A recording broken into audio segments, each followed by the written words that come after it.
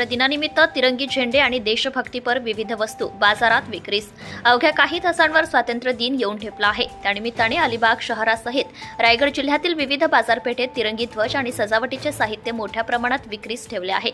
दुकानाच्या बाहेर लावलेले तिरंगी रंगातील ध्वज बॅच यामुळे संपूर्ण बाजारपेठ तिरंगीमय झाली आहे।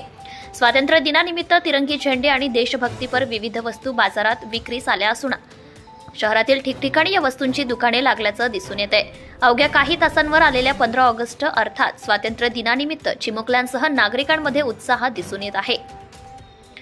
स्वातंत्र्य दिनासाठी विविध संस्था, शासकीय कार्यालय, शाळा, महाविद्यालय प्रामुख्याने राष्ट्रध्वजाची खरेदी करीत असतात।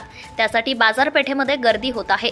विशेषतः ध्वज खरेदी मोठ्या प्रमाणात केली जात आहे।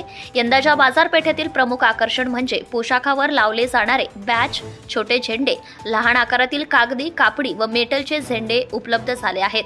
त्यालाच ग्राहकांची मोठी पसंती आहे।